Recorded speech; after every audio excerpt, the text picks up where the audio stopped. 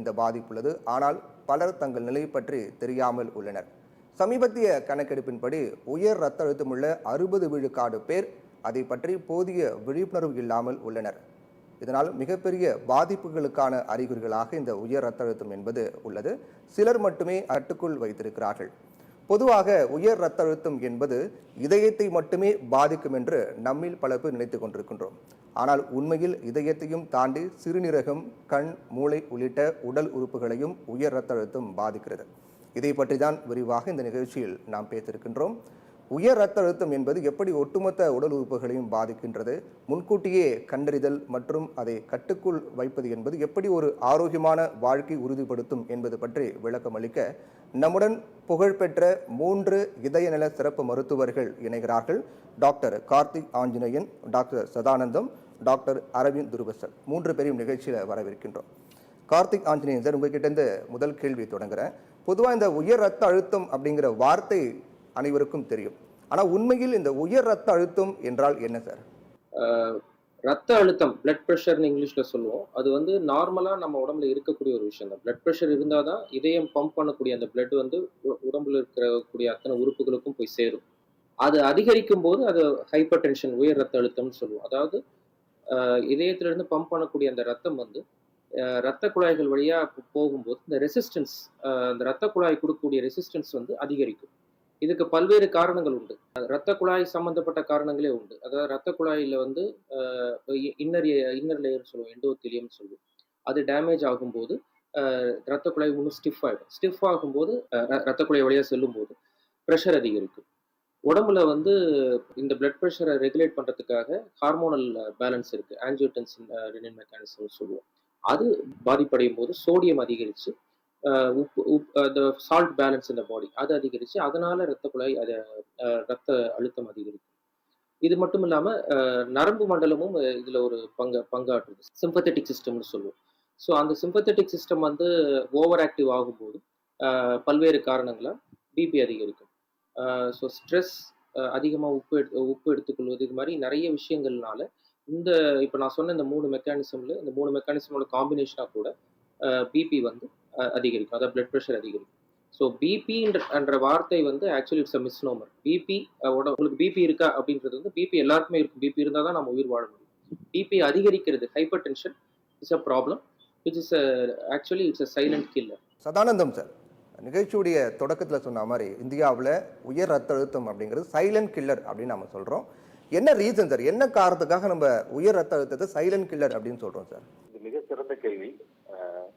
Hyper tension என்பது, உயர் ரத்த அழுத்தம் என்பது பெரும்பாலான மக்களுக்கு வந்து இருக்கிறதே தெரியாது. ரொம்ப அமைதியா இருக்கும், எந்த சிம்டமும் இருக்காது. மலேரியா ஜுரம் வந்தா நமக்கு ஃபீவரா மேனிஃபெஸ்டேஷன் வரும். டியூபர்குலோசிஸ் இருந்தா சளியில ரத்தம் கலந்து வரும்.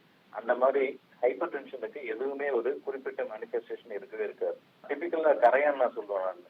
நான் கரையான் என்ன பண்ணுவோம், நம்ம கபோர்டு செல்ஸ் எல்லாம் பாத்தீங்கன்னா ரொம்ப நீட்டா இருக்கும். அது ஓபன் பண்ணி பார்த்தாதான் தெரியும் கரையான் உள்ள அடிச்சிருக்கும். அது மாதிரிதான் இந்த நான் communicable diseases, hyper tension, diabetes போன்ற வியாதிகள் வெளியே தெரியவே தெரியாது, எந்த சிம்டமும் இருக்காது.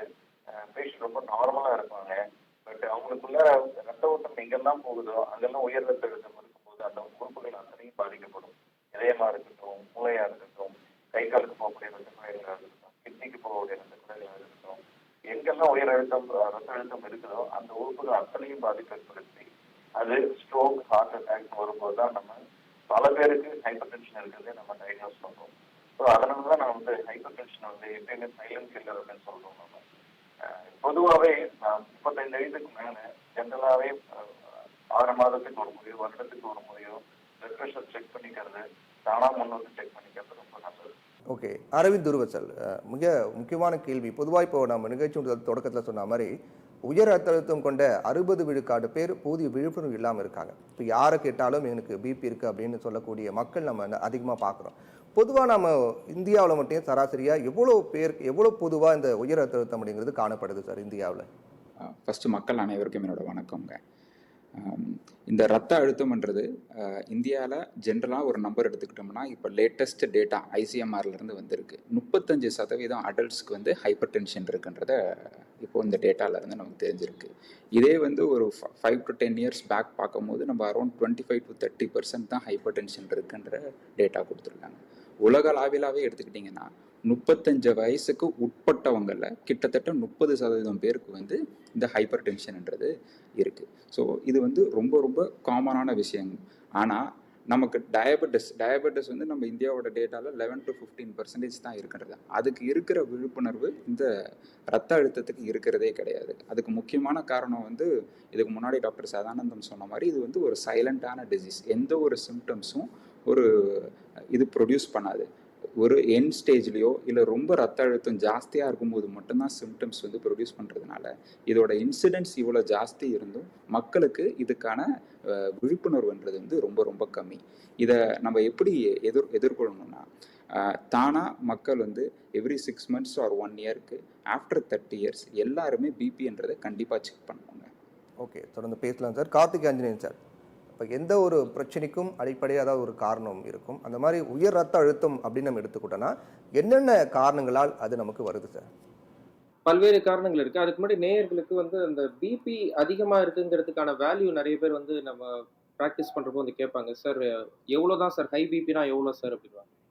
ஸோ கைட்லைன்ஸ் படி நிறைய வேல்யூஸ் இருந்தாலும் பொதுமக்களுக்கு புரியுற மாதிரி எளிமையாக சொல்லணும்னா 120 கீழ் 80, அதாவது மேல இருக்கிற பிபி 100 சிஸ்டாலிக் பிபின்னு சொல்லுவோம் 120, கீழே இருக்கிற பிபி 80. இந்த வேல்யூல இருந்து ரொம்ப டீவியேஷன் இருக்கக்கூடாது.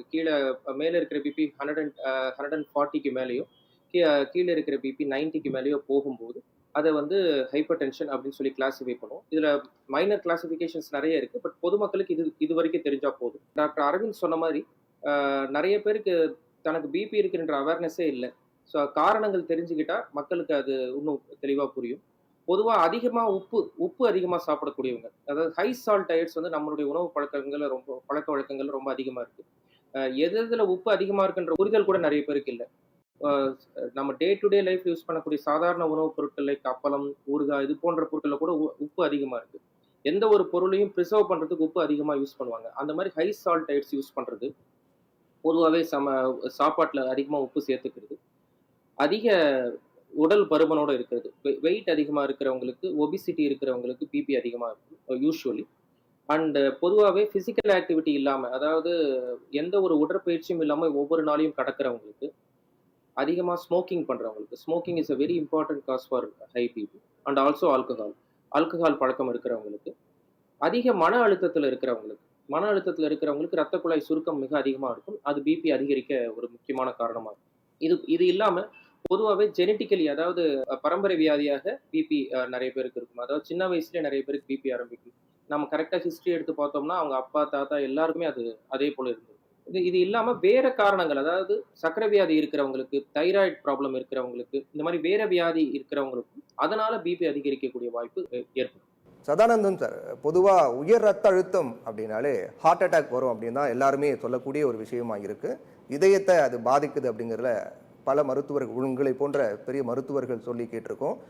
இதயத்தை மட்டும்தான் உயர் ரத்த அழுத்தம் பாதிக்குமா அல்லது மற்ற உறுப்புகளையும் பாதிக்குமா சார்? நான் முன்னமே சொன்ன மாதிரி ரத்த ஓட்டம் எங்கெல்லாம் இருக்கோ அங்கெல்லாம் உயர் ரத்த அழுத்தம் இருக்கும்போது அந்த உறுப்புகள் பாதிக்கப்படுது. உதாரணத்துக்கு சொல்லணும்னா, நம்ம மூளைக்கு ரத்த அழுத்தம் ரொம்ப உயர் ரத்த அழுத்தம் போகும்போது தான் நமக்கு ஸ்ட்ரோக், அதாவது பக்கவாதம் வருது. அதே மாதிரி கிட்னி ஃபெயிலியர், ரீனல் ஃபெயிலியர் சொல்லுவாங்க இல்லையா, ரீனல் ஃபெயிலியர் வரும். கண்ணுக்கு போகக்கூடிய ரத்த அழுத்தங்கள், ரத்த குழாயில ரத்த அழுத்தம் இருக்கும்போது நமக்கு பிளட் விஷன்ஸ் வரலாம். அதில் சம்டைம்ஸ் ரெட்டினல் ப்ளீட் வரலாம். கண்ணுக்குள்ளே வெடித்தரையிலே ரத்த கசிவு ஏற்படலாம். பெரிஃபரல் வாஸ்குலர் டிசீஸ் சொல்லுவாங்க, அதாவது கை காலுக்கு போகக்கூடிய ரத்த குழாயில அடைப்பு ஏற்பட்டு அதன் மூலம் காலில் ஆறாத புண்கள், அந்த மாதிரி ஒரு பிற தொந்தரவுகள் வர்றதுக்கும் வாய்ப்புகள் அதிகங்க. ஸோ உயர் ரத்த அழுத்தம்ன்றது நம்ம நினைக்கிற மாதிரி இதயத்தை மட்டுமே பாதிக்கக்கூடிய தொந்தரவு கிடையாது.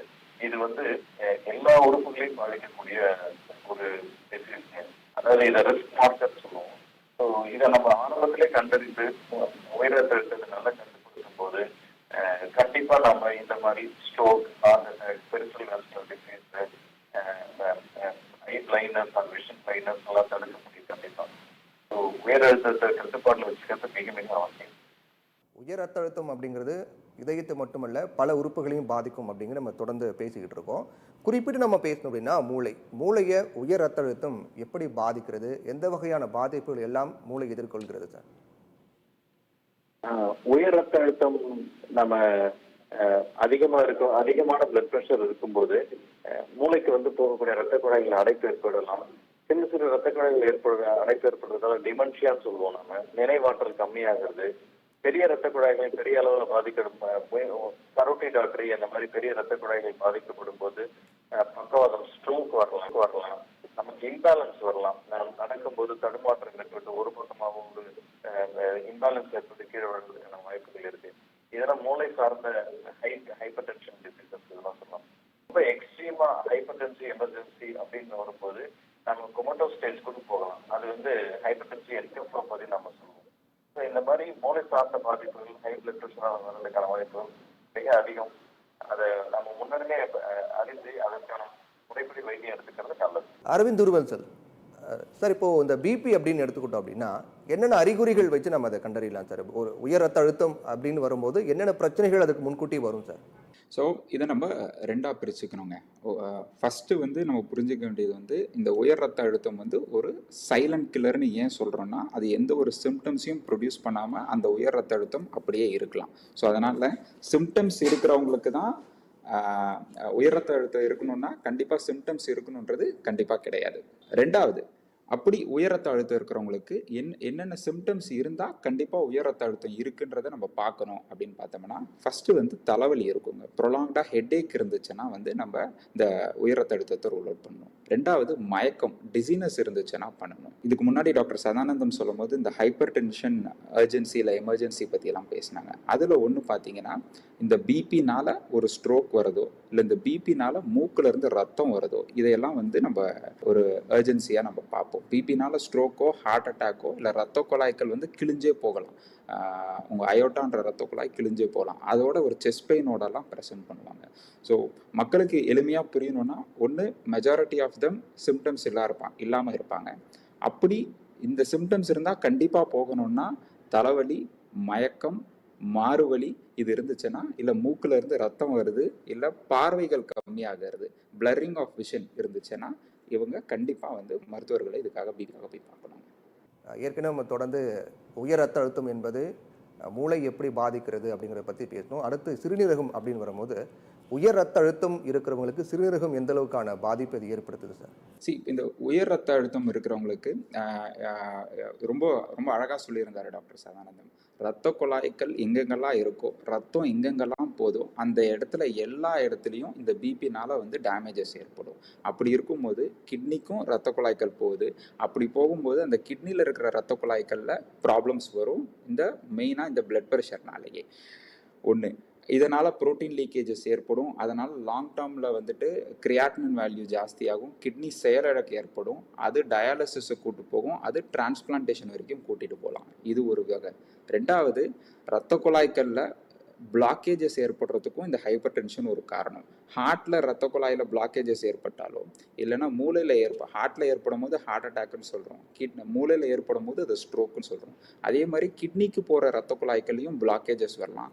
அந்த பிளாக்கேஜஸ்னாலையும் நமக்கு கிட்னி ப்ராப்ளம்ஸ் வரலாம். இப்போ நம்ம இந்த ரொம்ப வருஷமாக இதை ட்ரீட் பண்ணாமல் விட்டுட்டோம்னா இதுதான் நமக்கு டயாலிசிஸ்க்கு கூட்டிகிட்டு போகிற விஷயம். இதுதான் டிரான்ஸ்பிளான்ட்டுக்கும் நமக்கு கூட்டிகிட்டு போகிற விஷயம். என் பேர் சின்ன ஜோடி ஆப் மூலமா தான் இவங்களை நான் பார்த்தேன். என் பேர் சந்தன மாதிரி. எங்க வீட்டுல எனக்கு வரன் பார்த்துக்கிட்டு இருந்தாங்க. ஜோடி ஆப் இருக்கு பாருன்னு சொன்னாங்க. ஜோடி ஆப் பெண்களுக்கு முற்றிலும் இலவசம் சொல்லி இருந்தது. இவங்களை பார்த்து 5 நாள்ல கல்யாணம் முடிஞ்சு போச்சு. ஜோடிக்கு மிக்க ஒரு நன்றி. ஜோடி ஆப் இது டிப்ளமா, +2, 10th மற்றும் அதற்கும் கீழ் படித்தவர்களுக்கான திருமண சேவை. இது பெண்களுக்கு முற்றிலும் இலவசம். வசியப்படுத்துங்கள் உங்கள் உறவுகளை. டிஎஸ் பெருங்காயம்.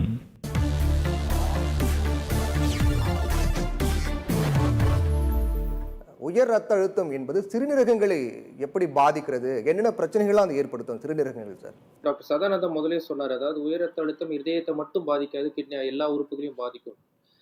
நான் முதலே சொல்லும் போது kidneys have a part in regulating blood pressure also. அதே சமயம் பிபி அதிகமாக இருக்கும்போது கிட்னி பாதிப்படையும். எப்படி பாதிப்படையும்னா, கிட்னியுடைய ஃபங்க்ஷன் வந்து நம்ம உடம்புல இருக்கக்கூடிய கழிவுகளை வெளியேற்றக்கூடியது, இது எல்லாரும் அறிஞ்சது தான். ஆனா கிட்னிக்கு போகக்கூடிய ரத்த குழாயில பிபி அதிகமா இருக்கும்போது அந்த ரத்த அழுத்தத்திற்கு எதிராக கிட்னி வேலை செய்ய வேண்டிய சூழ்நிலை ஏற்படும். அப்ப கிட்னிஸ் வந்து தன்னுடைய வேலையை செய்வதற்கு சிரமப்படும் போது ஓவர் த டைம் இப்படியே வந்து அந்த ஒவ்வொரு நாளும் ஒவ்வொரு நிமிடமும் பிபி அதிகமா இருக்க இருக்க கிட்னி தன்னுடைய செயல்படும் திறமையை கொஞ்சம் கொஞ்சமா இழக்க ஆரம்பிக்கும். மெடிக்கலி நாங்க இதை கிரானிக் கிட்னி டிசீஸ்ன்னு சொல்லுவோம். இன்னமும் ஸ்பெசிஃபிக்கா சொல்லணும்னா ஹைப்பர்டென்சிவ் நெஃப்ரோபதி, அதாவது பிபினால கிட்னி வேலை செய்யும் தன்மையை இழந்திருக்குன்னு அர்த்தம். ஸோ அது கிட்னி ஃபெயிலியர் வந்து கொஞ்சம் கொஞ்சமா ஒவ்வொரு ஸ்டேஜ் 1, ஸ்டேஜ் 2, ஸ்டேஜ் 3, ஸ்டேஜ் 4 கொஞ்சம் கொஞ்சமா கிட்னி தன்னுடைய செயல்படும் தன்மையை இழக்க ஆரம்பிக்கும். அன்பார்ச்சுனேட்லி நிறைய பேர் இது வந்து ஸ்டேஜ் 3 இல்ல ஸ்டேஜ் 4 போகும்போது தான் உணர ஆரம்பிப்பாங்க. அதுவரையில் நிறைய பேர் இது தெரியாமலே வாழ்ந்துட்டு இருப்பாங்க. அதனால தான் நம்ம இதை சைலண்ட் கில்லர்னு சொல்லுவோம். இன்ஃபேக்ட் உயர் ரத்த அழுத்தம், அதாவது பிபி தான் கிட்னி ஃபெயிலியருக்கு ஒரு முக்கியமான காரணம். எப்படி சக்கரை வியாதியோ அதே போல பிபி வந்து இன்னைக்கு தேதிக்கு டயாலிசிஸ் பண்ணிட்டு இருக்கவங்க எல்லாரையும் நம்ம ரிட்ரோஸ்பெக்டிவா ஹிஸ்டரி எடுத்து பார்த்தோம்னா அவங்க எல்லாம் ஒரு காலத்துல பிபி இருந்து சரியான வைத்தியம் எடுத்துக்காம பிபியை கண்ட்ரோல் வச்சுக்காம இருந்தவங்கள தான் இருப்பாங்க. இது சிம்பிளா ஒவ்வொரு தடவையும் நம்ம வந்து அட்லீஸ்ட் ஒரு 6 மாசத்துக்கு ஒரு தடவையோ வருஷத்துக்கு ஒரு தடவையோ நம்ம உடம்புல இருக்கக்கூடிய உப்பு, அதாவது கிரியாட்டினின் ஒரு உப்பு சொல்லுவோம், யூரியா அண்ட் கிரியாட்டினின், இந்த பிளட் டெஸ்ட் மூலமாகும். யூரின் டெஸ்ட் மூலமா யூரின்ல வந்து புரோட்டீன் லீக் ஆகுதா, urine for micro albumin or urine for spot protein creatine ரேஷியோன்னு ஒரு டெஸ்ட் இருக்கு. இந்த டெஸ்ட் மூலமா சிம்பிளா தெரிஞ்சுக்கக்கூடிய ஒரு விஷயத்தை நிறைய பேர் இதை தவற விட்டுட்டு stage 3 or stage 4 kidney disease வந்த பிறகுதான் வந்து மருத்துவர் அணுகுவாங்க. ஸோ கிட்னிஸ் பிபினால கிட்னி பாதிப்புங்கிறது ஒரு மிகப்பெரிய பிரச்சனை. இன்னைக்கு டயாலிசிஸ் பண்ணிட்டு இருக்கக்கூடிய பல நோயாளிகள் பிபியை ஒரு காலத்துல சரியா கவனிக்காம விட்டவங்கள தான் இருப்பாங்க. ஓகே, சதானந்தம் சார், உயர் ரத்த அழுத்தம் அப்படிங்கிறது கண்களையும் பாதிக்கும், கண் பிரச்சனையும் ஏற்படுத்தும் அப்படின்னு சொல்லக்கூடிய விடயமா இருக்கு. அப்படின் போது என்ன மாதிரியான பிரச்சனைகளாக இருக்குன்னு நம்ம பார்க்கலாம். இப்போ கண் பார்வை பறிபோகக்கூடிய அளவுக்கான பிரச்சனையா அல்லது கண் எரிச்சல் அந்த மாதிரி பிரச்சனையா, எந்த மாதிரியான பிரச்சனைகள்லாம் உயர் ரத்தத்தால் ஏற்படும் சார்? உயர் ரத்த அழுத்தத்தால வந்து கண்ணில் ஏற்படக்கூடிய பாதிப்புகள் மிக மிக அதிகம். நம்ம ஜென்ரலா ஏர்லி ஹைப்பர்டென்சிவ் ரெட்டினோபதின்னு சொல்லுவாங்க. ரெட்டினாவை வந்து பாதிக்கிறதுக்கு வாய்ப்புகள் அதிகம். அந்த ரெட்டினோபதி வரதால பிளரிங் ஆஃப் விஷன், கண் இமைகள், கண்ணுடைய விழித்திறன் வந்து கம்மியாகும், பார்வைகள் கம்மியாகும். At one point of time பாத்தீங்கன்னா ஹைப்பர்டென்சிவ் ரெட்டினோபதி கிரேட் 4 வரும்போது பார்வையே சுத்தமா மங்கி போகலாம். ரெண்டாவது வந்து ரெட்டினாக்குள்ள ப்ளீட் ஆகலாம், விழித்திரைக்குள்ள வந்து ரத்த கசிவு ஏற்பட்டு அதனால வந்து பார்வை மங்கி போகலாம். பார்வை மங்கி போகும்போது நமக்கு நிறைய தள்ளத்தண்ணீர் ஏற்படலாம். ஸோ இதெல்லாம் வந்து ஹைப்பர் டென்ஷனால ஏற்படக்கூடிய ஐ சைட்ஸ் ப்ராப்ளம் வரதுக்கான சான்சஸ் ரொம்ப அதிகம். நான் முன்னமே சொன்ன மாதிரி பீரியாடிக்கல் செக்அப் வந்து உங்களுக்கு ரொம்ப ரொம்ப ஹெல்ப்ஃபுல்லாக இருக்கும். எர்லியராகவே ஹைப்பர் டென்ஷன் கண்டுபிடிச்சி அதை கண்ட்ரோல் பண்ணுறது மூலமா விழிகள் ஏற்படக்கூடிய பாதிப்புகளை தவிர்க்கலாம். டாக்டர் அரவிந்த் துருவசல் சார், இப்போ உயர் ரத்த அழுத்தம் மற்ற பிரச்சனைகள் வரும்போது அந்த பிரச்சனைக்காக மருந்துகள் நம்ம எடுத்துக்கிறோம், அந்த பிரச்சனை சரியான பிறகு அந்த மருந்து விட்டுறோம். ஆனால் உயர் ரத்த அழுத்தம் அப்படிங்கிறது அதுக்கான மருந்து நம்ம எடுத்துக்கிட்டே இருக்கும்போது அது சரியாகக்கூடிய பட்சத்தில், அது நார்மலாக இருக்கும்போது நான் நல்லா இருக்கேன் அப்படின்னு உணரக்கூடிய பட்சத்தில் தொடர்ந்து மருந்து எடுக்கணுமா அல்லது தவிர்க்கலாமா சார்? இல்லைங்க, அதாவது பிளட் ப்ரெஷரை க்யூர் பண்ண மாட்டேங்கிறோம், பிளட் ப்ரெஷரை கண்ட்ரோல் பண்ணுறோம்.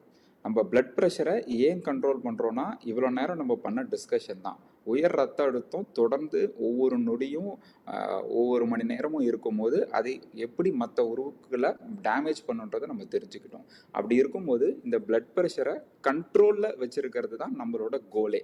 இதை பெர்மனண்ட்டாக ட்ரீட்மெண்ட் பண்ணுறதுன்றது கண்டிப்பாக கிடையாது. இது ஒரு கம்யூனிகபிள் டிசீஸ். ஒரு ஃபீவருக்காக, ஒரு மலேரியா காய்ச்சலுக்காக நீங்கள் ட்ரீட்மெண்ட் எடுக்கிறீங்கன்னா 4 நாள் 5 நாள் மாத்திரை போட்டுட்டு அந்த பர்டிகுலர் திங்கை நம்ம கில் பண்ணிவிட்டு அதோட அந்த டிசீஸை க்யூர் பண்ணுறோம்.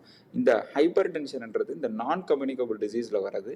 இதை நம்ம லைஃப் லாங் கண்ட்ரோல் தான் பண்ணுறோமே தவிர கண்டிப்பாக க்யூர்ன்ற வார்த்தை வந்து இன்றைக்கி எடுத்துகிட்டு வர்றது வந்து தவறானது. நம்ம எதுக்கான க்யூர் கொடுக்குறோன்னா இதனால் ஏற்படக்கூடிய செகண்டரி டிசீசஸ், இதனால் ஏற்படக்கூடிய ஹார்ட் அட்டாக்கோ ஸ்ட்ரோக்கோ இதனால் ஏற்படக்கூடிய கிட்னி ப்ராப்ளம்க்கோ அது வராமல் தடுக்கிறதுக்காக தான் இதை நம்ம கண்ட்ரோலில் வச்சுருக்கிறோம். மக்கள் இதை தெளிவாக புரிஞ்சுக்கணும். கண்டிப்பாக மிஸ்லீட் ஆகக்கூடாது. ஒன்ஸ் பிபி நார்மலைஸ் ஆகிருக்கு, மாத்திரை போட்டு நார்மலைஸ் ஆகிருக்குன்னா அது மாத்திரை போட்டு தான் நார்மலைஸ் ஆகிருக்கு, மாத்திரையை தொடர்ந்து எடுக்கிற மாதிரி தான் இருக்குங்க. ஓகே, கார்த்திக் ஆஞ்சநேயன் சார், இப்போது ஒரு நபர் ரொம்ப நார்மலாக இருக்கார், திடீர்னு அவருக்கு ஒரு அசௌகரியங்கள் அவர் உடம்புல ஏற்படுது அப்படிங்கிற போது அது உயர் ரத்த அழுத்தம் தானா அப்படின்னு தெரிந்துக்கிறதுக்கும், பொதுவாக இந்த உயர் ரத்த அழுத்தம் அப்படின்னு நமக்கு அந்த பிரச்சனை வரக்கூடிய சமயத்தில் என்ன மாதிரியான அறிகுறிகள் இருக்கும், அது எப்படியெல்லாம் நாம என்ன மாதிரியான ஒரு பாதிப்புலாம் அப்போ ஏற்படும் சார் உடம்புல? அதாவது உயர் ரத்த அழுத்தம் இருக்கா இல்லையான்னு முதல்ல எல்லாரும் தெரிஞ்சுக்கணும். பிபி செக் பண்றதுங்கிறது ஒரு ஹார்ட்லி ஒரு 30 செகண்ட்ஸ், ஒரு அரை நிமிட வேலை. அத நெறைய பேர் வந்து நெறைய நாட்கள், நெறைய வருடங்கள் தவற விட்டுர்றாங்க. ஒரு சரி அது அது பத்தின சரியான புரிதலே மக்களிடத்துல இல்ல. இதுல ஒரு பெரிய ஷிஃப்ட் நடந்திருக்கு. முன்னெல்லாம் வந்து நம்ம பழைய கால திரைப்படங்கள்ல கூட காமிப்பாங்க. பிபி செக் பண்றதுக்காக ஒரு டாக்டர் வந்து வீட்டுக்கு வருவாரு. இல்ல ஒரு நம்ம வண்டி எடுத்துட்டு ஒரு ஹாஸ்பிட்டலுக்கு போலாம். இந்த மாரிலாம் காமிப்பாங்க. அப்படிலாம் இல்ல, ஒரு சாதாரணமான விஷயம் ஆயிடுச்சு. இன்னைக்கு எல்லாருமே வீட்லயே ஒரு சாதாரண மானிட்டர் மூலமா பிபி செக் பண்ணிக்கிறதுக்கான வ ரொம்ப எளிமையா அ கிடைக்கக்கூடிய உபகரணங்கள்லாம் வந்துருச்சு. அத யார் வேணாலும் உபயோகப்படுத்தலாம். அண்ட் வாங்கக்கூடிய அளவு it is not very expensive also. And also பக்கத்துல இருக்கக்கூடிய ஃபார்மசில கூட போய் பிபி செக் பண்ணிக்கலாம். கிளினிக் போக முடியாதவங்க சொல்றேன் நான். ஸோ ஒரு பக்கத்துல இருக்கக்கூடிய ஒரு இடத்துலயோ போயோ, இல்ல வீட்லயோ பிபிய முதல்ல செக் பண்ணி, பிபி அதிகமா இருக்கா இல்லையான்னு பார்த்து எழுதி வச்சுக்கிட்டு, டாக்டர்ட்ட போய் கன்சல்ட் பண்ணக்கூடிய அந்த அவேர்னஸ் வந்து மக்களுக்கு வரணும். நீங்க என்ன கேட்டீங்கன்னா, என்ன அறிகுறிகள் வந்தா பிபி அதிகரிச்சிருக்குன்னு மக்கள் உணரணும்னு கேட்டீங்க. அது ஏற்கனவே டாக்டர் சதானந்தம் அவர்கள் ரொம்ப அழகா சொன்னார். அதாவது அடிக்கடி தலைவலி வருது, ஒரு தலை சுற்றல், ஆங்கிலத்தில கிட்டினஸ்ன்னு சொல்லுவோம். ஒரு தலை சுற்றல் வருது, ஒரு லாஸ் ஆஃப் பேலன்ஸோட இருக்கிறது.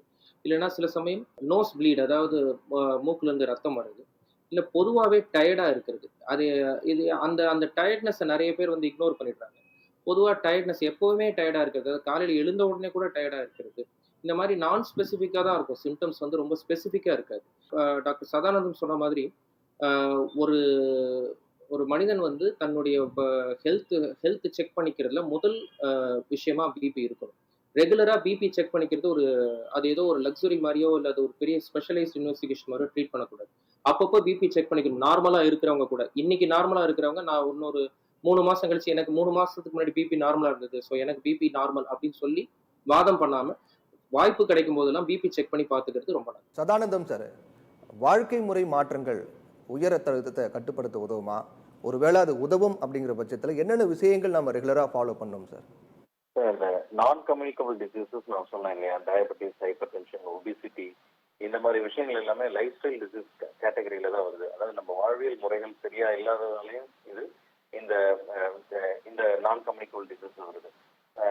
குறிப்பிட்டு சொல்லணும்னா பிளட் ப்ரெஷர் அதிகமா இருக்கிறதுக்கு மிக மிக முக்கிய காரணம் வந்து ரொம்ப ஸ்ட்ரெஸ்ஃபுல் லைஃப், தூக்கமின்மை, அந்த மாதிரி பல விஷயங்கள் இருக்கு. 5 விஷயங்கள் சொன்னா அதை நம்ம ஃபாலோ பண்ண வேண்டியதா இருக்கும்.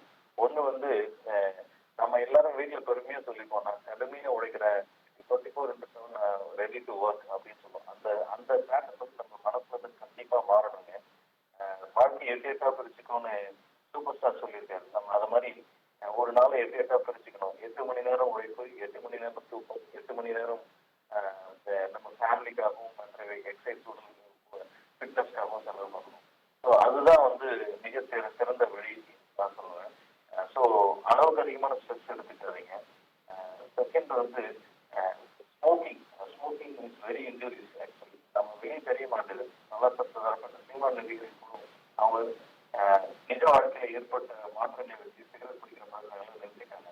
ஸோ அவங்களே நம்ம உதாரணமா எடுத்துக்கலாம். நம்ம கண்டிப்பா வந்து சிகரெட் வந்து கைவிடப்பட வேண்டிய ஒன்று. புகையில எந்த ஃபார்ம்ல தான், அது பானா இருக்கட்டும், ஹேண்ட்ஸா இருக்கட்டும், இல்லை வந்து இப்போ சிகரெட் ஸ்மோக்கிங், பீடி இதுவாக இருந்தாலும் சரி, இமீடியட்டா ஸ்டாப் பண்றது மிக மிக அவசியம்.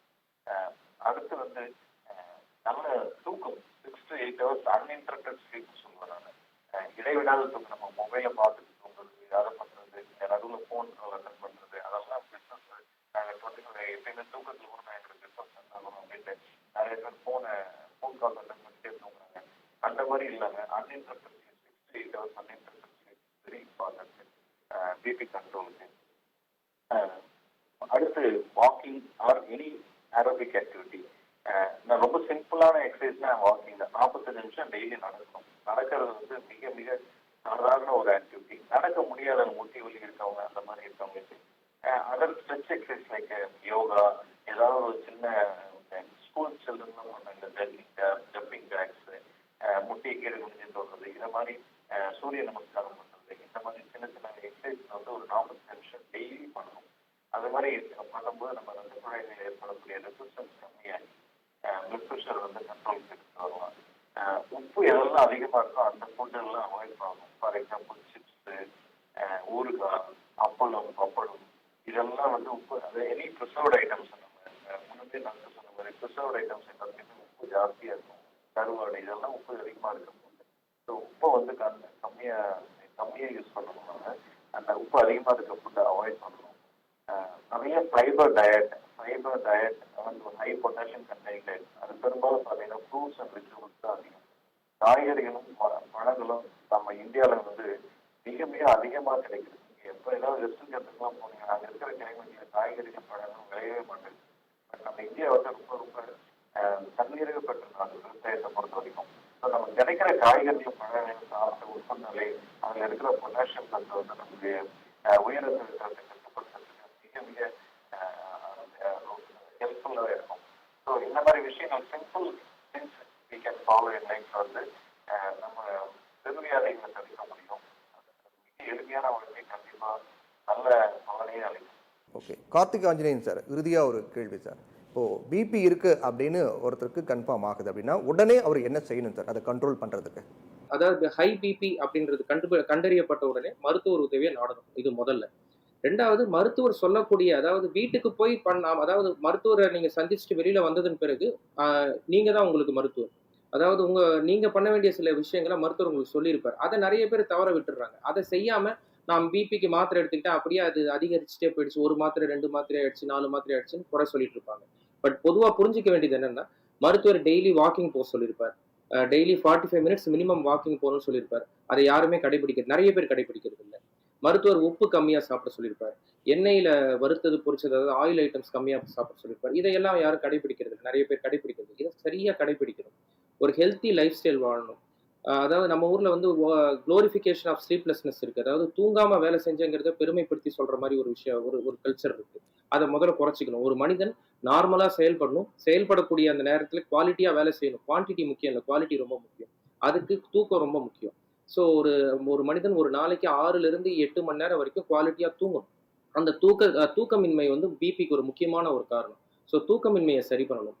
கெட்ட பழக்க வழக்கங்கள், அதாவது கெட்ட பழக்க வழக்கங்கள் சொல்லப்படுற ஸ்மோக்கிங் அண்ட் ஆல்கஹால், இது ரெண்டும் இருந்தால் அதை உடனடியாக நிறுத்தணும். டெய்லி ஒரு குறைஞ்சபட்சம் தன்னுடைய உடம்பை பார்த்துக்கிறதுக்காக குறைஞ்சபட்சம் 1/2 hour to 45 minutes ஒதுக்கணும். அது in terms of physical activity. அது நடைப்பயிற்சியா இருக்கலாம். சில பேருக்கு ஏதாவது ஒரு கேம்ஸ் விளையாடணும்னு தோணுச்சுன்னா, அதாவது ஃபிட்னஸ் இருந்தால் தாராளமாக விளையாடலாம். ஸ்விம்மிங் பண்ணலாம், சைக்கிளிங் பண்ணலாம், எதை வேணாலும் பண்ணலாம். பட் எதுவுமே பண்ணாம, எந்த ஒரு பிசிக்கல் ஆக்டிவிட்டியுமே பண்ணாம ஒரு நாளை கூட கடக்கக்கூடாதுங்கிற உறுதியை எல்லாருமே எடுத்துக்கணும். பொதுவாகவே சாப்பிடும்போது நம்ம இந்த சாப்பிடக்கூடிய பொருள் நமக்கு நல்லதா, அதாவது நம்ம உடம்பை பாதிக்குமா, குறிப்பா பிபி அதிகரிக்குமான்னு புரிஞ்சு சாப்பிடணும். இதுக்கு ஒரு பெரிய மெடிக்கல் நாலேஜ் தேவையில்லை. பொதுவா பெண்கள்கிட்ட கேட்டா சொல்லுவாங்க, சப்பாத்தியா பூரியா எது நல்லதுன்னு கேட்டா அவங்களே சொல்லுவாங்க சப்பாத்தி தான் நல்லதுன்னு. இதை நம்ம எந்த மருத்துவரும் சொல்லி கொடுத்துருக்க மாட்டாங்க. ஏன்னா அவங்களுக்கே தெரியும், எண்ணெயில பொரிச்சு வர்றதுனால அதே கோதுமையில பண்ற பூரியை விட சப்பாத்தி பெட்டர்னு அவங்களுக்கே தெரியும். அந்த மாதிரி பொதுவா எந்தெந்த உணவுகள் கெட்ட உணவுகள், எது நல்ல உணவுகள் மக்களுக்கு நல்லாவே தெரியும். அதையெல்லாம் அவாய்ட் பண்ணும். அதான் basically oil items and high salt items avoid பண்ணும். இந்த பேசிக் டிசிப்ளின், இது ஒரு பெரிய கஷ்டமான ஒரு பத்தியம் அந்த மாதிரிலாம் எதுவுமே இல்லை. பேசிக் டிசிப்ளினோட வாழ்ந்தாலே பிபியை நம்ம சைடில், அதாவது பேஷண்ட் சைட்லேருந்து தாராளமாக கண்ட்ரோல் பண்ண முடியும். பட் நான் முதலே சொன்ன மாதிரி மருத்துவர் உதவியை நாடாம, மருத்துவர் சொல்ற டைம்ல திருப்பி போய் மருத்துவரை பார்க்காம, பிபி எனக்கு ஒரு தடவை வந்துச்சு சரியாயிடுச்சு அப்படின்னு நினைச்சு தவறான புரிதல்ல மக்கள் இருந்துடக்கூடாது. பிபியை கான்சிஸ்டண்டா அப்பப்போ மானிட்டர் பண்ணிட்டே இருக்கணும். பொதுவா பிபி மானிட்டர் பண்ணிட்டே இருந்து அதை கண்ட்ரோல்ல இருக்கிறவங்களுக்கும் ஹை பிபி இல்லாதவங்களுக்கும் பெரிய வித்தியாசம் இல்லை. ஏன்னா பிபிஐ கண்ட்ரோல்ல வச்சிருக்கிறவங்களுக்கும் பிபி ப்ராப்ளம் இல்லாதவங்களுக்கும் ஒரே விதமான ஹெல்த் தான் இருக்கும். ஸோ இந்த அடிப்படை புரிதல் மக்களுக்கு வேணும். ஓகே சார், நிகழ்ச்சியோட நிறைவு பகுதிக்கு வந்துட்டோம். உயர் ரத்த அழுத்தம் என்பது ஒரு சாதாரண பிரச்சனை கிடையாது. அது பல பெரிய பிரச்சனைகளுக்கு தொடக்கமாக இருக்கிறது. அது எப்படி கட்டுக்குள் கொண்டு வருவது, அது வந்தால் என்னென்ன மாதிரியான பிரச்சனைகள்லாம் ஏற்படுத்தும், அது எப்படி குணப்படுத்துவது உள்ளிட்ட பல விடயங்கள் பகிர்ந்து கொண்டீங்க. நிகழ்ச்சியில் கலந்து கொண்ட 3 பேருக்கும் மிக்க நன்றி சார். நேயர்களை மற்றொரு நிகழ்ச்சியில் சந்திக்கும் வரை நன்றி, வணக்கம்.